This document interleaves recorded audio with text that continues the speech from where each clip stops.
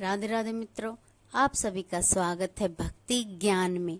और आज हम बात कर रहे हैं कृष्ण जन्म अष्टमी के बारे में। हाँ जी, तो आखिर है कब कृष्ण जन्म अष्टमी? तो ये है 26 अगस्त दिन सोमवार को। सोमवार के दिन आपको जन्माष्टमी का, कृष्ण जन्माष्टमी का व्रत रखना है और इसी दिन आपको ये मनानी है। तो आप सभी जानते हैं देश भर में कृष्ण जन्म उत्सव की सारी तैयारियां जोरों शोरों से शुरू हो गई है और भगवान श्री कृष्ण का जन्म भाद्रपद माह कृष्ण पक्ष की अष्टमी तिथि को हुआ था और जब रोहिणी नक्षत्र था। तो इस दिन सोमवार है और सोमवार के दिन आप ये व्रत करेंगे। तो जो भी लोग व्रत रखते हैं वो कृष्ण अष्टमी की व्रत की कथा अवश्य सुनते हैं, क्योंकि जब भी हम कोई व्रत करते हैं तो उसकी कथा हम जरूर सुनते हैं, जब भी सही मायनों में हमारा व्रत पूर्ण होता है। और हिंदू धर्म में तो, सनातन धर्म में तो आप सभी जानते हैं कि कृष्ण जी के जन्मदिन को कितने धूमधाम से मनाया जाता है और अब हर घर में लड्डू गोपाल हैं, तो उनके जन्म की बहुत तैयारियां होती हैं और बहुत जोरों शोरों से उनका व्रत किया जाता है, उनका वेलकम किया जाता है और उनके जन्म अष्टमी मनाई जाती है। तो अब शुरू करते हैं हम कृष्ण जन्म अष्टमी की कथा। तो जन्म अष्टमी के दिन रात्रि में बड़े धूमधाम से कृष्ण का जन्म उत्सव मनाया जाता है। इस दौरान कान्हा के भक्त विधि विधान से पूजा करते हैं और उनके लिए व्रत रखते हैं और इसी के साथ वो कृष्ण जन्म अष्टमी की कथा भी सुनते हैं, क्योंकि इसका बड़ा महत्व है। और मान्यता के अनुसार इससे जातक के जीवन के सभी दुख दूर होते हैं और उनके जीवन में खुशहाली आती है, उनके घर में सुख समृद्धि आती है। तो चलिए शुरू करते हैं कथा। पौराणिक कथाओं के अनुसार भाद्रपद माह कृष्ण पक्ष की अष्टमी तिथि को भगवान कृष्ण ने माता देवकी की 8वीं संतान के रूप में जन्म लिया था। श्री कृष्ण का जन्म मथुरा में कंस के कारागार यानी कि जेल में हुआ था। माता देवकी राजा कंस की बहन थी। कंस को सत्ता का बड़ा लालच था। उसने अपने पिता उग्रसेन की राजगद्दी छीन ली थी और उनको जेल में बंद कर दिया था और स्वयं को मथुरा का राजा घोषित कर दिया था। राजा कंस अपनी बहन देवकी से बहुत प्रेम करते थे।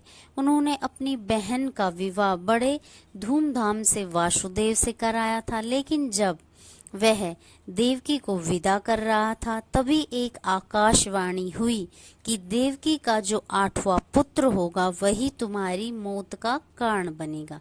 यह सुनकर कंस डर गया। उसने तुरंत अपनी बहन और अपने जीजा को जेल में डाल दिया, यानी कि कारावास में बंद कर दिया और उनके आसपास सैनिकों की कड़ी पहरेदारी लगा दी। कंस अपनी मौत के डर से देवकी और वासुदेव की जो 7 संतान थी उनको मार चुका था। लेकिन अब हुआ कृष्ण जी का जन्म।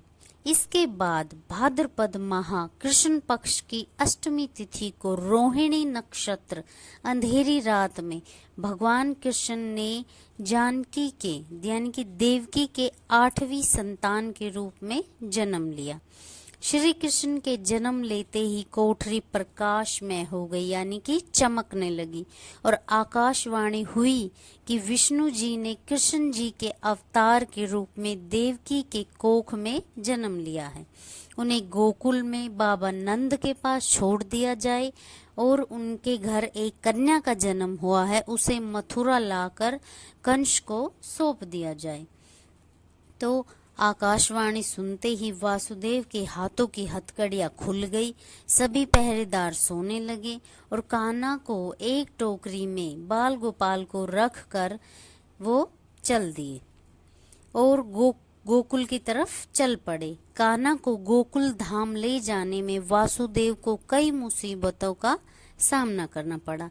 यमुना नदी कृष्ण जी के चरणों को स्पर्श करने के लिए उफान पर आ गई, लेकिन चरण स्पर्श करने के बाद वो फिर से शांत हो गई।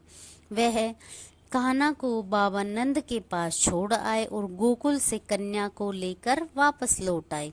जेल में वो अपने आप बंद हो गए और उनके हाथों में हथकड़ियां लग गई।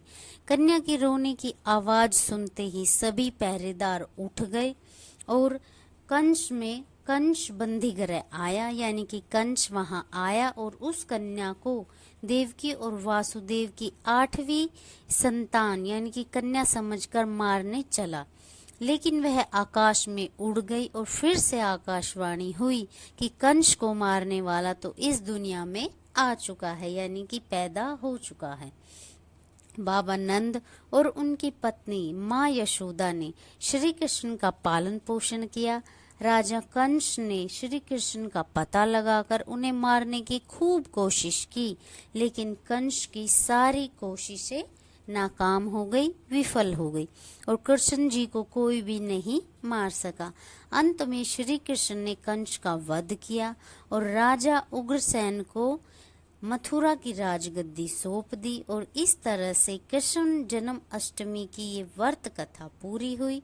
तो ये थी कृष्ण जन्म अष्टमी की व्रत कथा।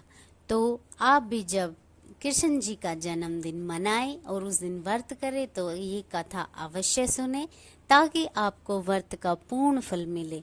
तो ये थी हमारी कृष्ण जन्माष्टमी की पूरी जानकारी, यानी कि उसकी कथा। और आप भी धूमधाम से श्री कृष्ण जी के आने की तैयारियां कीजिए और उनका जन्म धूमधाम से मनाइए। और आप सभी को हार्दिक बधाई हो। तो आप हमारे चैनल को लाइक करें, शेयर करें, सब्सक्राइब करें। राधे राधे मित्रों।